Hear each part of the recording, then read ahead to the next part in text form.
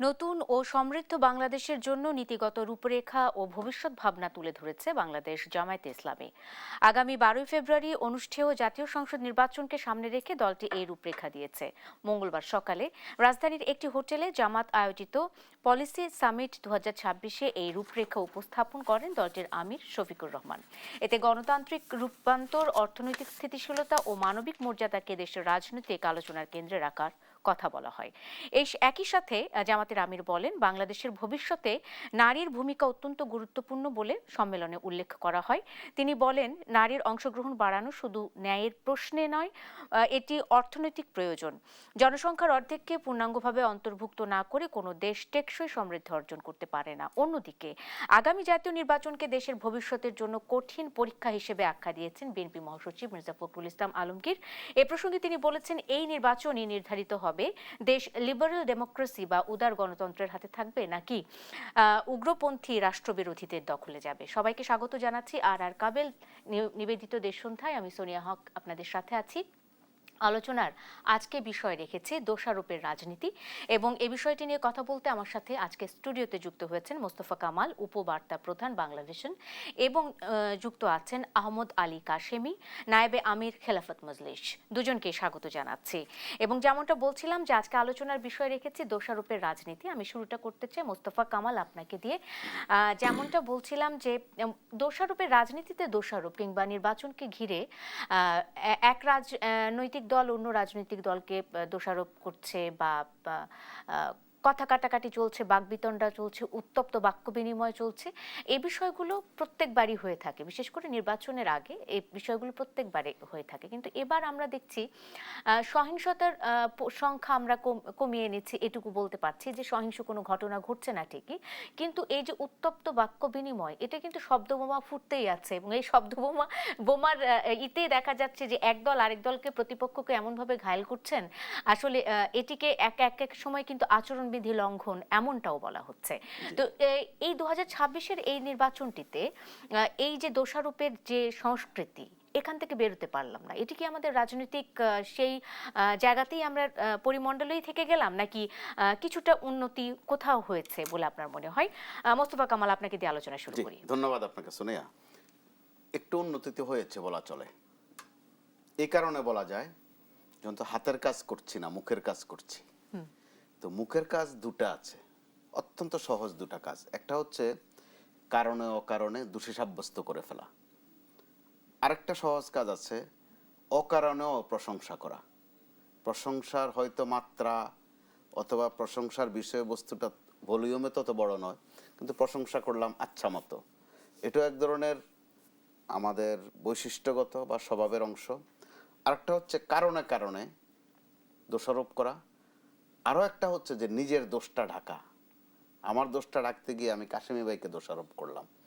তো মন্দের ভালো বলছি এই কারণে যে একটা আশঙ্কা ছিল, একটা উত্তেজনা ছিল যে সহিংস কিছু আরো কিছু ঘটে নাকি। কিছু কিন্তু ঘটেছে, প্রাণহানির ঘটনা পর্যন্ত ঘটে গেছে। প্রার্থীরও মৃত্যু হয়েছে গুলিতে। আরেকজন প্রার্থী তফসিল ঘোষণার আগেই গুলিবিদ্ধ হয়েছেন চট্টগ্রামে, আর তফসিল ঘোষণার পর দিনই গুলিবিদ্ধ হয়েছেন ঢাকায়। তো ওই সময় আমাদের যে একটা উদ্বেগ ছিল, শঙ্কা ছিল, তো উদ্বেগ এবং শঙ্কায় দুটা মিলিয়ে হয়তো বা আমাদের মধ্যে কিছুটা সাবধানতাও এসেছে। তো এই সাবধানতার কারণে এখন পর্যন্ত বিয়োগান্তক ঘটনা ওইভাবেই নেই। এখন মূল প্রশ্ন হচ্ছে যে দোষারোপ কে কাকে করছেন। বিষয়টা যদি এরকম হতো যে যাদেরকে বিতাড়ন করা হয়েছে তাদের সাথে দোষাদোষী চলতো। দোষাদোষীটা হচ্ছে কার মধ্যে? যারা এই আন্দোলনের শরিকজন ছিলেন, অংশীজন ছিলেন, এবং প্রত্যেকের অত্যন্ত পরিচিত। কারো খবর কারো কাছে লুকানো নাই, যেটাকে আমরা বলে যে হাঁড়ির খবর। তারা প্রত্যেককে চেনেন। কিন্তু গত কিছুদিন থেকে তাদের শব্দ বোমা, আপনি যেটা বলছেন যথার্থ, এমন এমন শব্দ তারা উচ্চারণ করছেন, মনে হয় যেন তারা খুব অচেনা ছিলেন। দক্ষিণপন্থী পর্যন্ত বলতে আমরা বুঝি যে কাদেরকে বোঝানো হয়। যখন এরপরে বলা হয় যে উগ্রবাদী, তখন যাদেরকে মিন করা হয় তারা কিন্তু একটু কষ্ট পান। আবার তারাও প্রতি উত্তরে যখন সামান্য সমালোচনা করতে করতে চাঁদাবাজ পর্যন্ত বলে ফেলেন, সেটা কিন্তু দুজনের মধ্যে একটা উত্তেজনা তৈরি করে। এই উত্তেজনা আসলে নির্বাচনী পরিবেশকে প্রভাবিত করবে অবশ্যই, অবশ্যই করবে এবং এবং নির্বাচনের আগ করছে। পর্যন্ত আমরা আমরা আসলে নিশ্চিত নই, এবং অনেকেরই অভিযোগ কিংবা অনেকে এই সংশয়টুকু লালন করছেন মনে মনে, যে নির্বাচন নিয়ে আতঙ্ক তাড়ানো কিংবা ভোটারদেরকে আতঙ্ক মুক্ত করা, এইটি আসলে নির্বাচন কমিশন করতে পারলো না। মোস্তফা কামাল, আমি আপনার কাছে আবারও ফিরে আসবো। আমি আহমদ আলী কাশিমিকে একটু যুক্ত করতে চাই আলোচনায়। যেমনটা জামাতে আমির আজকে বলেছেন এবং একটা নতুন এবং সমৃদ্ধ বাংলাদেশের রূপরেখা দিয়েছেন জনাব কাশিমি।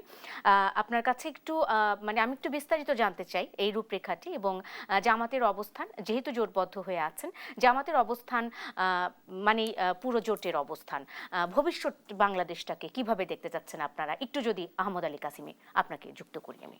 জি, আজকের সঞ্চালক এবং আমার সহ আলোচক এবং দর্শক শ্রোতা সবাইকে আমি ধন্যবাদ জানাই। আপনার আলোচনাটা শুরু করছেন দোষারোপের রাজনীতি। আমাকে যেটা জিজ্ঞেস করলেন, জামাতের আমির আজকে এই গণমাধ্যমে যে কথা বলেছেন, সত্যিকার অর্থে এটা তো বাস্তব যে এই ইসলামী দলগুলোর প্রতি দীর্ঘদিন যাবৎ এদেশের অনেক নারী বোনেরা তারা মনে করে যে ইসলাম প্রতিষ্ঠিত হইলে অথবা জামাত বা ইসলামপন্থী দলগুলা যদি ক্ষমতায় যায়, তাহলে এটা একটা আশঙ্কা তাদের মনে থাকে যে আমাদের হয়তো আমরা নারীরা তাদের অধিকার থেকে বঞ্চিত হবে অথবা নারীদের স্বাধীনতার ক্ষুণ্ণ হবে ইত্যাদি একটা ধারণা থাকে আর কি। সে থেকে যেহেতু সামনে একটা নির্বাচনের আগে গোটা ভোটার সবাইকে তো এই একটা এর মধ্যে আনতে হবে, আশ্বস্ত করতে হবে সবাইকে যে আমরা যদি ক্ষমতায় যাই তাহলে আমরা কিভাবে চালাবো, দেশটা কিভাবে চলবে কিংবা আপনাদের নীতিটি কি হবে। হ্যাঁ, এটা তো অবশ্যই পরিষ্কার করার প্রয়োজন, কারণ আপনাদেরকে ভোট দিবে এদেশের নারী সমাজ তো অর্ধেকেরও বেশি। সুতরাং তাদের ভোট ছাড়া তো এদেশে কোনো সরকার ক্ষমতায় আসবে না। সুতরাং নারীদেরকে আশ্বস্ত করা এবং তাদেরকে এটা বোঝানোর প্রয়োজন আছে, এবং এমন যাতে কেউ মনে না করে যে নারীরা এদের অধিকার বঞ্চিত হবে, নারীদের ক্ষতি হবে, এটা যাতে না হয়। আমার মনে হয় যে এটা একটা রূপরেখা উনি দিচ্ছেন, সেটা কারণ দেশের সামগ্রিক উন্নয়ন এটার সাথে তো নারীরা সম্পৃক্ত আছে। সুতরাং তাদেরকে তো আস্থায় আনতে হবে, তাদেরকে আস্থায় আনার জন্য উনি বলছেন। আর আস্থায় আনবে যে কোনো দল, আমি মনে করি যে কোনো দল ক্ষমতায় আসুক, দেশের সকল ভোটারদের একটা আস্থার বাণী তাদেরকে শোনাইতে হবে, আস্থার বাণী শোনাতে হবে। এটা আমি একটু যুক্ত করি, আমি আপনার কাছে এই প্রশ্নটা করছি। এবং আস্থার বাণী শুনিয়েছেন ডক্টর শফিকুর রহমান, এবং তিনি যেমনটা বলছেন নারীর অংশগ্রহণ, অন্তর্ভুক্তিমূলক একটা অংশগ্রহণের কথা বলছেন, এবং আপনিও যেমনটা বললেন যে আশ্বস্ত করা কিংবা আস্থায় নেয়ার যে বিষয়টি রয়েছে সেটি জনাব শফিকুর রহমান আসলে প্রথমে যেদিন বলেছিলেন যে নারীদের কর্মঘণ্টা 5 ঘন্টা করে ফেলবেন, সেদিনই আসলে নারীদের মধ্যে এই আস্থাহীনতা কিংবা এই সংশয়টা হয়তো বা কাজ করেছে যে তাদেরকে ঘরমুখী করে ফেলা হচ্ছে কিনা এই বিষয়টি নিয়ে। কারণ নারী নীতি কিংবা নারীরা কিভাবে চলবে, নারীরা কিভাবে কাজ করবে, বা সম অধিকারের কথা যখন বলছি, তখন নারীরা কি আসলে ওই যে পুরুষের সাথে কাঁধে কাঁধ মিলিয়ে কিংবা এই যে বাড়তি 3 ঘন্টার জন্য যে টাকা দেয়া বা 8 ঘন্টার পরিবর্তে 5 ঘন্টা পরিশ্রম করে যে টাকা নেয়া, সেক্ষেত্রে আসলে সেই নীতিটা কেমন হবে? মানে এটি কি আসলে সমান অধিকার বন্টন করা হবে বলে মনে হয়? দেখেন, আমরা এটা যে কোনো নারী যারা বাইরের কাজকর্মের সাথে সম্পৃক্ত থাকেন, তারা কিন্তু একজন নারী হিসাবে ঘর সামলাইতে হয়, এটা তাদের উপরে একটা বাড়তি কাজ। এটা প্রত্যেকটা ফ্যামিলিতে এটা হয়। তো নারীরা যখন পুরুষের সমান সময় বাইরে দিয়ে আসে, তখন ঘরের ভিতরে সেই যেই সময়টা তার সন্তান, তার স্বামী সহ যাদেরকে কিছুটা দেওয়া দরকার, এটা হয়তো আমি মনে করি না ওই সময় হয়তো উনি এই দৃষ্টিতেই বলেছিলেন, সেজন্য নারীদের বেতন ভাতা কমিয়ে দেওয়া হবে, এইটা মনে হয় না। এটা এটা বিশ্লেষণটা উনি বলতে পারবেন, উনি কি কোন দৃষ্টিতে বলছেন। আমি মনে করি যে নারীদের প্রতি এই ধরনের একটা থাকা, যে অনেক অফিসে আমরা দেখি যে মনে করেন ব্যাংকের কাজ কিন্তু 4টার পরে শেষ হয়ে যায়, মানে লেনদেন আর হয় না। কিন্তু আমি দেখছি যে এই ব্যাংক থেকে বাইরে হইতে অনেক অফিসারদেরকে, সে নারী হোক পুরুষ হোক, তাদেরকে বাইরে হইতে আরও 3 ঘন্টা সময় 2 ঘন্টা সময় তাদেরকে ওইখানে সব কিছু কাজকর্ম শেষ করে আসতে হয়। তো আমি মনে করি একজন নারীর প্রতি এই ধরনের যদি রাষ্ট্রীয়ভাবে থাকে যে একই অফিসে একজন 8 ঘন্টা করে যেই স্যালারি বা যেই এটা পাবে, একজন নারীর প্রতি যদি এটা করা হয়, সেইটা করা এই জন্য হবে যে তাকে বাড়িতে বাসায় তার কিন্তু আরো অনেক কাজকর্ম আছে যেটার সাথে উনি সম্পৃক্ত আছেন, সেইটার দিকে দৃষ্টি করে হয়তো উনি বলছেন। এখন বলেন যে নির্বাচন যখন আসছে, তো নির্বাচনের আগে অনেক কিছুই কিন্তু আমাদের পরিষ্কার করতে হবে, কারণ ভোটাররা আপনাকে ভোট দিবে, আপনি কি করবেন, কিভাবে দেশ পরিচালনা করবেন, আপনাদের নীতি কি হবে, বৈদেশিক নীতি কি হবে, তারপরে দেশের নীতি হবে, মানে বন্ধু রাষ্ট্রের সাথে আপনার কি ধরনের আচরণ হবে, সবই তো একটা সুস্পষ্ট ধারণা। বিশেষ করে ওই সমস্ত দল যারা ক্ষমতায় যাওয়ার আশা করতে পারে বা ক্ষমতার কাছাকাছি মনে করে, তাদের তো এগুলো পরিষ্কার করতে হবে, কারণ জনসমর্থনটা এইটার ভিত্তিতেই হবে। এবং এইটার ভিত্তিতেই কিন্তু অনেক ইশতেহারের কারণেই কিন্তু অনেক কিছু ভোটারদের মন পরিবর্তন হয়ে কাশিম যায়। সাহেব, আমি একটু যুক্ত করি, সেটা হলো যে আমরা নারীর অংশগ্রহণের কথা বলছি, আমি নারীতে একটু আটকে থাকি, তারপর আবার মূল আলোচনায় ফিরে আসবো নিশ্চয়ই। আজকের যে টপিক সেটি হলো যে নারীর ভূমিকার কথা বলা হচ্ছে, অংশগ্রহণের কথা বলা হচ্ছে, কিন্তু আমরা জোটে দেখেছি, জামাত জোটে যারা আছেন খুব বেশি নারী প্রার্থী কিন্তু কোনো সংখ্যা নেই। এটি কেন, এটি একটু খুলে বলবেন? এইটা তো মনে করেন আগের থেকে যদি একটা দলের মধ্যে সেভাবে একটা গ্রহণযোগ্যতা নারীদের তৈরি না হয়, শুধু নির্বাচনে স্বাভাবিকভাবে প্রত্যেক দল চিন্তা করে যাকে প্রার্থী করা হবে তার দ্বারাতে এই সিটটাকে মানে বিজয়ী করে নিয়ে আসার একটা চিন্তা থাকে, সুতরাং এই জায়গায় আমার মনে হয় নারীদেরকে পিছায়া রাখার দৃষ্টিতে আমার মনে হয় না সেই ধরনের নারী প্রার্থী হয়তো পাওয়া যায় না। আমরা কেন, অনেক দলের মধ্যে এইভাবে পাওয়া যায়নি।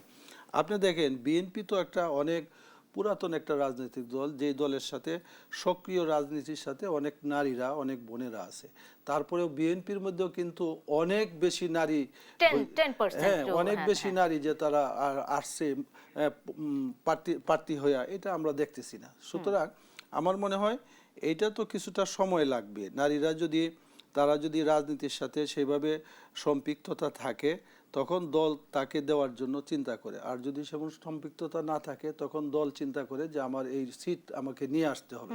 সুতরাং যার দ্বারাতে সিট আসবে, আমাদের দেশে মনে করেন খালেদা জিয়া ছিলেন, উনি 5টা আসনে উনি প্রতিদ্বন্দ্বিতা করছেন, উনি বিজয়ী হয়ে আসছেন, তো নারী তো ছিলেন তিনি। এইভাবে রওশন এরশাদ, তিনিও নারী ছিলেন, উনিও দেখা গেছে একাধিক আসনে অনেক সময় উনি নির্বাচিত হয়ে আসছেন।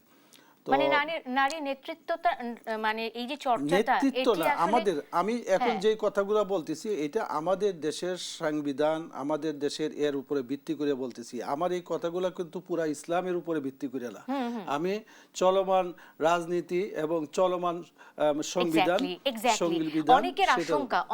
অনেকের আশঙ্কা যে এই যে জামাত ইসলামী শাসন মানে ক্ষমতায় আসলে বা তারা যদি দেশ শাসন করার মানে সুযোগ পায়, তো সেক্ষেত্রে আসলে এক ধরনের আতঙ্ক ছড়িয়েছে অনেকেই এভাবে যে শরিয়া মোতাবেক শরিয়া আইন কায়েম করা হবে, এবং এই শরিয়া আইন কায়েম করা হলে পরে নারীরা একেবারেই গৃহবন্দী হয়ে যাবে, এমনটা বিভ্রান্তিও আছে সমাজে, যেহেতু আমরা আইনগুলো ঠিক মতো জানি না।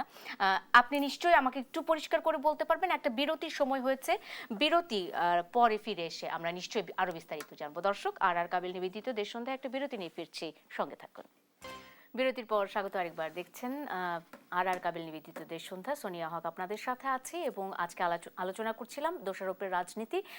আমার অতিথিরা আমার সাথে যুক্ত আছেন, আহমদ আলী কাশেমি আছেন মোস্তফা কামাল। আমি আলোচনায় ফিরে যেতে চাই এবং এই অংশে একটু সংক্ষেপেই জেনে যেতে চাই যে প্রসঙ্গটি ছিল আহমদ আলী কাশেমি আপনার কাছে, সেটি হলো যে এই যে আমরা সংশয়ের কথা বলছিলাম এবং এক ধরনের সংশয় মানুষের মধ্যে কাজ করছে বা এক ধরনের তাদের মধ্যে শঙ্কা রয়েছে যে জামাত কোনোভাবে ক্ষমতায় আসলে বা জামাত জোট কোনোভাবে শাসন ভার বুঝে পেলে জামাতের মানে বাংলাদেশের নারীরা এক ধরনের গৃহবন্দী হয়ে পড়বে বা তারা ঘরের মধ্যেই বন্দী হয়ে পড়বে, এক ধরনের বিভ্রান্তি রয়েছে নারীদের মধ্যে। আমি একজন নারী হিসেবে আসলে নারীদের প্রতিনিধি হিসেবে জানতে চাই মানে জামাত জোটের এই নারী নীতিটা আসলে কেমন হতে যাচ্ছে, মানে সবকিছু মিলে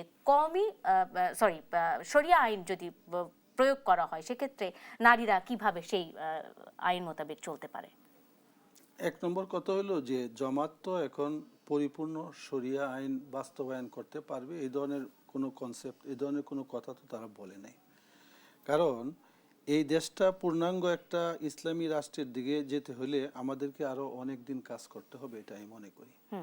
এবং নারীদেরকে নারীরা আমাদের একটা মোকাবেলায় চলে যাবে তাদেরকে, এই অবস্থাতে তো কেউ শান্তিতে এই দেশে রাষ্ট্র পরিচালনা করতে পারবে না। সুতরাং রাষ্ট্র পরিচালনা করতে হলে সবাইকে আস্থায় আনতে হবে। আস্থায় আনবে কিভাবে? আমাদের ভবিষ্যৎ পলিসি যেগুলো আছে সেই পলিসিগুলো যখন জনগণের কাছে যাবে তখন জনগণ বুঝবে যে এই পলিসি, এবং নারীদের ব্যাপারে আমাদের এই পলিসি, আমরা নারীদের ব্যাপারে আমাদের কাজ এইভাবে আমরা করব, সেইটাই। তবে এটা বলতে পারেন যে অত্যন্ত একটা শালীনতার দিকে আমরা চলে যাব। আমাদের দেশের সব নারীরা তো অশালীন না, আমি মনে করি না। হ্যাঁ, কিন্তু রাস্তাঘাট বা বিভিন্ন জায়গায় যে অবস্থাটা হয় যে যাতে একটা শালীনতা, একটা পরিবেশ, ভদ্র পরিবেশ যেটাকে বলি, অন্তত জমাত জোট ক্ষমতা গেলে অন্তত এইটা তো নিশ্চিত করতে পারবে। কিন্তু প্রত্যেক তাদের যে জায়গা তারা কর্ম অবস্থায় আছেন, তাদের কর্ম থেকে তাদেরকে প্রত্যাহার করে নিয়ে আসা হবে, সবাইকে গৃহবন্দী করে ফেলা হবে। তাহলে এটা করলে গৃহবন্দী করে তো সবার কি বেতন ভাতা ঘরে বসে রাষ্ট্র দিবে? এই ধরনের রাষ্ট্র কোনো সক্ষমতা আছে কিনা? সুতরাং নারীরা যে জায়গায় দেখেন, অনেক জায়গায় আমরা নারী কর্মীরা আছে, সেখানে নারীরা অনেক অবস্থায় তারা দেখা যায় বিভিন্নভাবে তারা নির্গৃহীত হয়। তাদের অবস্থা এইটা তো রাষ্ট্রের লক্ষ্য করা দরকার, যে নারীরা যাতে সম্মানজনকভাবে তাদের কর্মের মধ্যে থাকতে পারে, কোনো অবস্থা যাতে তাদের সাথে কোনো অসৌজন্যমূলক আচরণ না হয়। কারণ এই দেশে নারীদেরকে ভিন্নভাবে দেখার কে আছে? কোনো পুরুষ কি আছে এমন পুরুষ যে কোনো নারীর সন্তান না?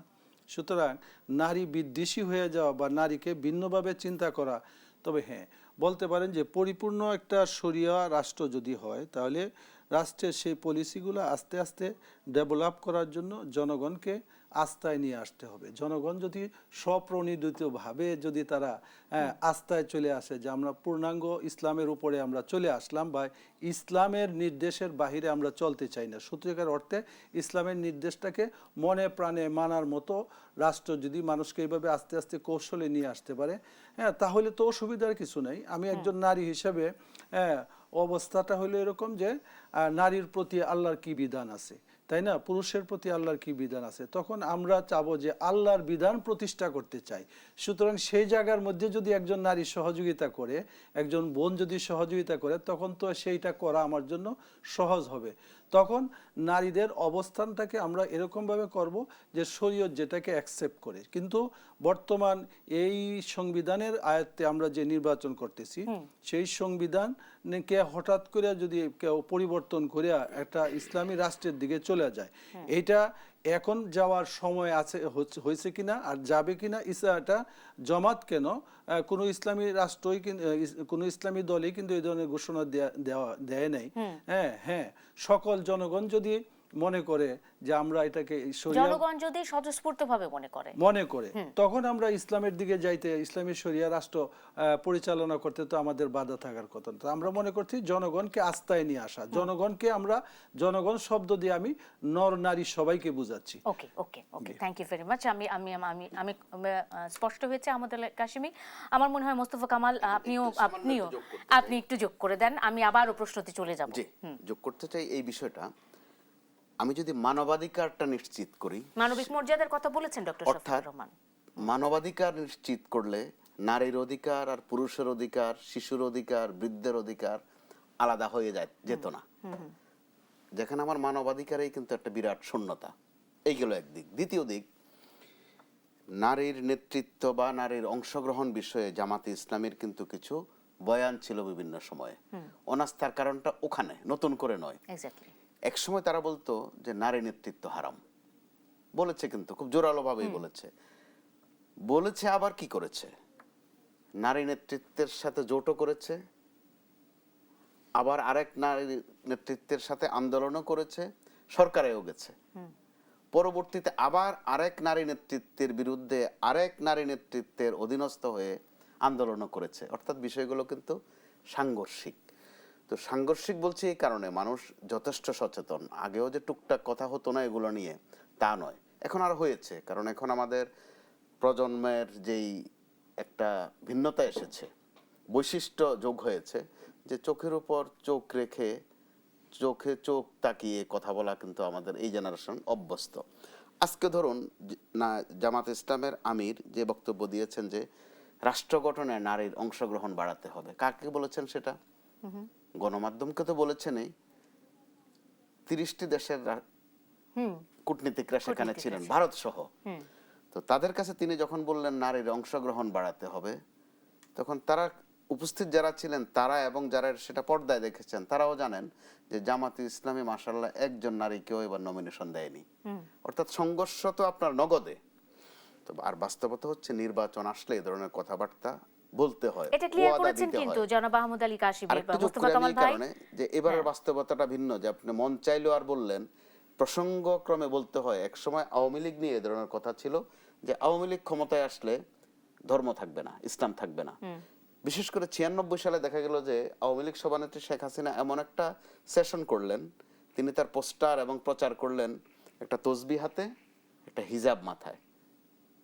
তিনি নিশ্চিত করতে চাইলেন যে না, তিনি নিজেও ইসলামের খেদমত করেন। একটা পর্যায়ে দেখা গেল আমাদের কাশিমি ভাই সহ যারা আছেন আলেম ওলামা, তাদের সাথে ওনার একটা মদিনা সনদ হয়েছিল। এগুলো আসলে ছিল অবান্তর। এটা বাংলাদেশ, এখানে মদিনা সনদ অনুযায়ী রাষ্ট্র চলবে, এগুলো শুনতে ভালো লাগে বৈঠকের মধ্যে, গরম গরম বৈঠকে চা খেতে খেতে ভালো লাগে। বাস্তবতা হচ্ছে যে বাংলাদেশের উপযুক্ততাটা কতটুকু। তো এবার যদি জামাতে ইসলামী অন্তত কিছু নারী নেতৃত্বকে অন্তত নমিনেশনও দিত, তাতেও কিন্তু এত আলোচনা উঠতো না, আপনিও হয়তো বা সাবজেক্ট এটা এইভাবে করতেন না। তো যখন তারা আবার অন্তত মুখে আবার মানছে যে ভবিষ্যতে করবে, এই ব্যাখ্যা তারা দিয়েছে, ক্ষমতায় গেলে করবে। এবং কাশিমি সাহেব যেটা বলেছেন যে আসলে নেতৃত্ব পাওয়াটাও একটা বিষয়, তারা নিশ্চয়ই নেতৃত্বটা তৈরি হয়নি। কথা যোগ না করলেই নয়। আমি যখন আমার ধরুন আমার চলনে বলনে আচরণে গোলমাল আছে, আমি যখন বেশি বেশি তখন বিনয় দেখাবো, এটার মধ্যে কিন্তু এক ধরনের সন্দেহ জাগে। নারীরা কিন্তু আলাদা দয়া বা ভিক্ষা চাচ্ছে না, সম অধিকার চায় মূলত। তো তারে আপনি 5 ঘন্টা আগে ছেড়ে দিবেন কেন? আমাদের পাবলিক পরীক্ষাগুলো ধরেন, ওখানে নারীরা কিন্তু, অর্থাৎ আমাদের মেয়েরা ভালো রেজাল্ট করছে প্রতিটা বছর। আপনি দেখেন এসএসসি এইচএসসি সহ বিভিন্ন পাবলিক এক্সামে মেয়েরা বেশ ভালো করছে, কর্মস্থলে মেয়েরা বেশ ভালো করছে। তো তাদেরকে ভালো করতে দেন, খুব একটা আলাদা করা কিন্তু জরুরি নয়। মানে লৈঙ্গিক বৈষম্য যে জিনিসটা আসলে সেটি নারী পুরুষ আলাদা না করে সমান অধিকারের যে কথাটা, আমি আমি আমি আবারও আলোচনায় ফিরে আসব অবশ্যই মোস্তফা কামাল। একটা বিরতির পরে ফিরে এসে আরো বিস্তারিত আপনাদের কাছে শুনবো। আর কাবিল নিবেদিত দেশ সন্ধ্যায় আরেকটা বিরতি নিয়ে ফিরছি, সঙ্গে থাকুন। সন্ধ্যা, সোনিয়া হক আপনাদের সাথে আছি। দোষারোপের রাজনীতি নিয়ে কথা বলছিলাম এবং আলোচনায় ফিরতে চাই। আহমদ আলী কাশিমি, আমি নির্বাচনের এই বিষয়টি নিয়ে যে বিষয়টি আজকে রেখেছিলাম সে বিষয়ে আলোচনাতে ফিরতে চাই। সেটি হলো যে দোষারোপের রাজনীতি এবং বারবার জামায়াত ইসলামী জোটের পক্ষ থেকে নির্বাচন কমিশনের সাথে দেখা করা হচ্ছে এবং নির্বাচনের পরিবেশ, সামগ্রিক পরিবেশ নিয়ে নানা রকমের অভিযোগ করা হচ্ছে। প্রশাসন কোনো একটি বিশেষ দলের দিকে হেলে পড়েছে এমনটা অভিযোগ করা হচ্ছে এবং সব মিলিয়ে জামায়াত ইসলামের পক্ষ থেকে বলা হচ্ছে, জোটের পক্ষ থেকে বলা হচ্ছে এটা একটা অ্যারেঞ্জ ইলেকশন হতে যাচ্ছে বা পাতানো নির্বাচন হতে যাচ্ছে, যেটি কখনোই মেনে নেওয়া হবে না। প্রয়োজন বোধে নির্বাচন কমিশন আবার নতুন করে পুনর্গঠন করা হবে, এমনটাও আপনাদের শরিক দল যারা আছে তাদের পক্ষ থেকে আমরা বলতে শুনছি, জামাতের শরিক দল যারা আছে তাদের পক্ষ থেকে। তো সেক্ষেত্রে কেন মনে হচ্ছে আহমদ আলী কাশিমি যে এটা একটা পাতানো নির্বাচন হতে যাচ্ছে, একটু যদি বলতেন।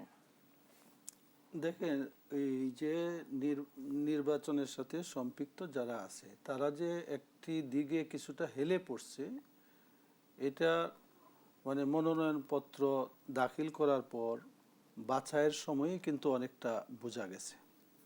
আমি আপনাকে বলি, আমি নিজে মনোনয়নপত্র দাখিল করছি ঢাকায়, ঢাকা 10 থেকে আমার এটা বৈধ হয়েছে। একই কাগজপত্র দিয়ে আমি কিশোরগঞ্জ 1-এ মনোনয়নপত্র দাখিল করলাম, আমারটা সহ আরও অনেকগুলা দলের মনোনয়নপত্র অবৈধ হয়ে গেছে। তারপরে অবশ্য আমি পরবর্তী সময়ে এটাকে অ্যাপিল করে আবার এটা মনোনয়নপত্র আমি ফিরে পেয়েছি। এখন আমি কিশোরগঞ্জ 1-এর থেকে নির্বাচন করতেছি।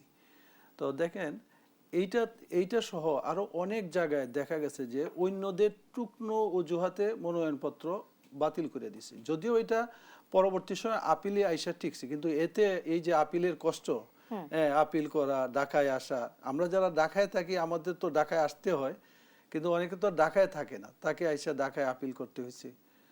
এই যে দ্বৈত নাগরিকত্বর ব্যাপারটা আমাদের এই ব্যাপারে খুব আলোচনায় আসছে। অনেক জায়গায় দেখা গেছে যে বাতিল করে দিছে, আর অনেক জায়গায় দেখা গেছে অনেকের অ্যাকসেপ্ট করা হয়েছে। তো সঙ্গত কারণেই আরো বিভিন্ন কারণে দেখা গেছে, আপনারা দেখছেন যে অনেক কিছু কাজ যার জন্য মনে করেন কারো 2 মাসে হয় না, কারো কাজ 24 ঘন্টায় হয়ে গেছে, তাই না? কারো বড় বৎসরেও অনেকের কাজ হয় না, তাই না?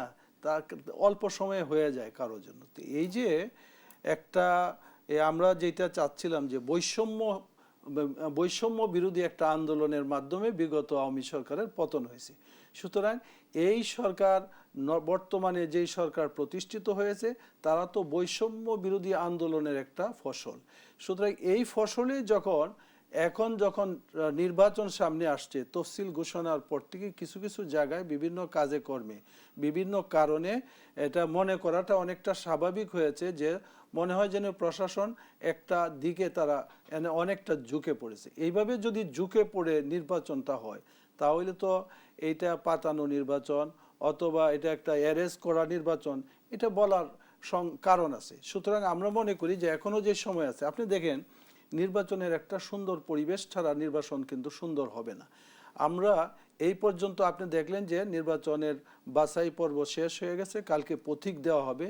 এই পর্যায়ে দেখা গেছে যে আপনি যে অবৈধ অস্ত্র কাদের হাতে আছে এইটার পরিপূর্ণভাবে সব অস্ত্র উদ্ধার হয়েছে কিনা আমার তো সন্দেহ আছে। তো বিভিন্ন জায়গায় মানে অনেক ঘটনা এরকম ঘটছে, গুলিবিদ্ধ হয়েছে, হাদি গুলিবিদ্ধ হইল, এবং এটারও কিন্তু এখন দৃশ্যমান কোনো বিচার এবং আসামি কোথায় আছে তাকে শনাক্ত করে সেখান থেকে আনার ব্যবস্থা কোনোটাই কিন্তু হয়নি। এখন যেই কারণে 17 বছর পর্যন্ত যে আন্দোলন চলমান ছিল সেই আন্দোলনের একটা চূড়ান্ত রূপ দেখলো 24শে জুলাইয়ের আগস্টে, তাই না? 5ই আগস্ট। তো এই জন্য আমরা তো আসলে এই বাংলাদেশ চাই না, আমরা চাচ্ছি এরকম বাংলাদেশ। এখন যারা যারা নমিনেশন দাখিল করছে সুন্দর একটা ভোট হবে, এবং ভোটার যারা আছে সুন্দরভাবে তারা ভোট কেন্দ্রে যাবে এবং সুন্দরভাবে ভোট দিয়ে তাদের মতামত ব্যক্ত করে তারা ফিরে আসবে, কোনো আতঙ্ক থাকবে না। এই অভিযোগ কিন্তু জামায়াতে ইসলামীর বিপক্ষেও বিএনপি করছে যে জামায়াতে ইসলামী আসলে পরিবেশটাকে অস্থির রাখতে চায়, এই ধরনের এক ধরনের অভিযোগ কিন্তু আমরা দেখছি। এইটার জন্যই তো আপনি আজকে করছেন যে দোষারোপের রাজনীতি, তাই না? দোষারোপ আমাদের সত্যিকারের দোষারোপ না, আমরা এইটার থেকে আমরা পরিত্রাণ চাই। দোষ দেওয়ার অর্থ কি? সত্যিকারে যদি এটা দোষ হয় তাহলে এটা আলোচনার মাধ্যমে, অথবা এখন তো মনে করেন ইসির কাছেই যেতে হয়, কারণ তফসিল ঘোষণা হওয়ার পরে যাবতীয় কিছু চলে যায় নির্বাচন কমিশনের আন্ডারে, সুতরাং তার কাছেই যেতে হয়। এই যাওয়াটা দোষারোপ না করে এই যে যদি তদন্ত করে যে সত্যিকার অর্থে যদি এরকম অবস্থা হয়ে থাকে তাহলে আগামী নির্বাচন আসার আগে 12 তারিখের আগে এর মধ্যে কিভাবে এটা সংশোধন করা যায় এবং নির্বিঘ্নে ভোট দেওয়া যায় এবং ইসির প্রতি পূর্ণ একটা আস্থা জনগণের যাতে তৈরি হয় যে নির্বাচনটা হবে সুন্দর, কারো পক্ষপাতমূলক হবে না এবং কারো দিকে প্রশাসন ঝুঁকে পড়বে না। কারণ বিগত দিনের নির্বাচনগুলো হয়েছে কি? শেখ হাসিনা কি ভোট কেন্দ্রে এসে সিল মারছে? পুলিশ সিল মারছে, এবং তারা এইখানে সম্পূর্ণ বাক্স বইরা পরে একটা গণনা দেখানো হয়েছে, এত পার্সেন্ট বুঝে দেখছেন আপনি বাস্তবে গণমাধ্যম কর্মীরা দেখছে যে ভোট কেন্দ্র মানুষ যায় নাই। খেলাফত মজলিস যে জোটাতে আছে সেটিও কিন্তু এখন অনেক বড় জোট, সেই জোটটি আসলে মানে বলা হচ্ছে যে এই বিএনপি জোট এবং জামাত জোট, এই জোটটি আসলে মূলত এবারে নির্বাচনে অংশগ্রহণ করতে যাচ্ছে এবং লড়াইটা মূলত তাদের মধ্যেই হবে। এইটা আপনার এই কথাটা, লড়াইটা তাদের মধ্যে, এটা ঠিক। আমি আগে একটা কথার উত্তর দিই, আমি দেখি আমার ভাই মোস্তফা ভাই, আমার খুব প্রিয় ভাই, আসলে উনি বলছিলেন যে অনেকেই নারী নেতৃত্ব হারাম বলে আবার নারী নেতৃত্বের সাথে জোট করছে। এই ব্যাপারে একটু পরিষ্কার হওয়া দরকার। আমাদের কিছু দলের নেতৃত্বে আছেন নারীরা, সুতরাং জোটটা হয়েছে দলের সাথে, কিন্তু আমরা নারী নেতৃত্বের সাথে জোট হয় নাই। বিএনপি একটা বড় দল, তাদের নেত্রী মহিলা। আওয়ামী লীগ একটা বড় দল, তাদের নেত্রী মহিলা থাকতেই পারে, সেটা তাদের দলীয় ব্যাপার। যখন জোট হয় তখন এটা আসে দলের সাথে হয়, দলের সাথে জোট হয়। এরপরে আসেন আপনার প্রশ্নে, সেটা হইলো যে আসলে এখন তো দুইটা জোট হওয়ার, বিএনপি একটা বড় দল, তাদের সাথেও কিছু দল আছে, আবার জামাতের সাথে সমঝোতায় 10টা দল আছে। জামাতের সাথে এটাকে জোটবদ্ধ বলা যায় না, আমরা বলছি যে সমঝোতা। আসন সমঝোতায় আমরা জোট করেছি তাদের সাথে। সুতরাং এই আসন সমঝোতার মধ্যে এনেও অনেকগুলা 10টা দল আছে ছোট বড় মিলে। সুতরাং এইটাকে একটা ফ্যাক্টর অবশ্যই মনে করা হচ্ছে যে আগামী জাতীয় নির্বাচনে আমরা মনে করি এই জোটকে জনগণ ভালো করে দেখবে এবং জোটের প্রতি জনগণের সমর্থন আসবে, এইটাই প্রত্যাশা এই জোটের সকল শরিকদের। অসংখ্য ধন্যবাদ আহমদ আলী কাশিমি। আমি একটু মোস্তফা কামাল, আপনারও ওই নির্বাচন প্রত্যাশা দিয়ে শেষ করতে হবে, কারণ সময় একেবারে সংক্ষিপ্ত। আপনার কাছে চলে যেতে চাই, একটুখানি নির্বাচন জি, একটু যোগ করে দেই প্রত্যাশা এখানে। নিয়ে কথা জি, প্রত্যাশার শেষ শুনে ক্ষেত্রটা বেশিরভাগ এখনো নির্ভর করছে কিন্তু দলগুলোর উপর, সরকারের উপরও নয়, নির্বাচন কমিশনের উপরও নয়। এই কারণে বলছি যে যেহেতু রাজনৈতিক দলগুলো এখন যারা আছে, যেহেতু আওয়ামী লীগ নেই, আওয়ামী লীগ থাকলে হয়তো প্রেক্ষিত আরেক রকম হতো। এখন কিন্তু এক দল আরেক দলের সাথে কথা বলতে পারে এবং কথা বলছেও তারা, কিন্তু এই কথা বলার ফাঁকে যে দোষারোপগুলো করছে এগুলো নিজেরাও আলাপ করতে ওই যে পারে। শুরু করেছিলাম আসলে জি, দোষারোপের রাজনীতি নিজেদের এবং এই মধ্যে যে যদি শব্দ আলোচনা বোমার করে বিষয়। নেয়, এই হ্যাঁ, শব্দ বোমাগুলো ছুটতে হয় না, পরিবেশ ওকে। নষ্ট করতে হয় না, অসংখ্য নির্বাচন ধন্যবাদ। কমিশনকে বিব্রত করতে হয় না, হ্যাঁ। দৌড় দিয়ে যমুনায় চলে যাচ্ছেন, প্রধান উপদেষ্টাকেও কিন্তু প্রকারান্তরে বিব্রতই বিব্রতই করা করছেন। হচ্ছে। অসংখ্য ধন্যবাদ মোস্তফা কামাল। আজকে সময় একেবারে সংক্ষিপ্ত, আপনাদের দুজনকে ধন্যবাদ জানাতে চাই। আহমদ আলী কাশিমি, মোস্তফা কামাল, দুজনকে ধন্যবাদ জানিয়ে দর্শক আজকের মতো শেষ করতে চাই।